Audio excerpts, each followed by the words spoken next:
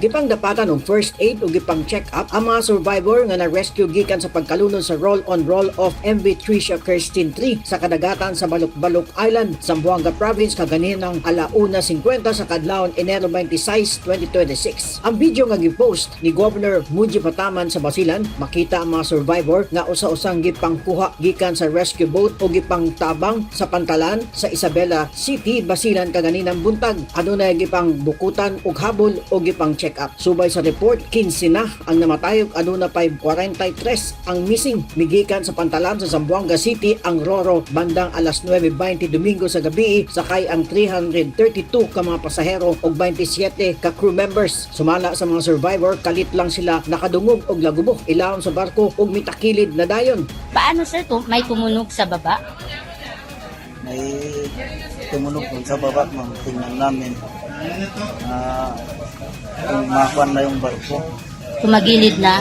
Tumagilid na. Kaya pumunta kami dun sa liwalat. Tapos punta kami sa kaliwa. Doon, tingnan namin yung buntot yung barko. Lumubog na talaga, ma'am. Singkain namin na. Bale, tinatinot siya, sir, yung bangka. Bale, isa lang moksi ng butang to, tinatinot na siya, siwaran tubig. Kita naman yung kuwan, tinatinot na, boss, diati na kami sinto, nag-alert na. Hanggang tinatinot na nakiring siya. Nagto di maog. Di maubos siya. Di maog, hanggang natubog na talo. Pag tulog ka ito kagi, ano kang banda? Bale, asaw mo kami, nakalurok na kami. Nakasam ka, nakalurok ka mo. Pwede, Ako, nakagawa na yung anak niya, pwede nangyari yun. Kaya niya. meron, kabutan. Kabutan na. Nagtitip.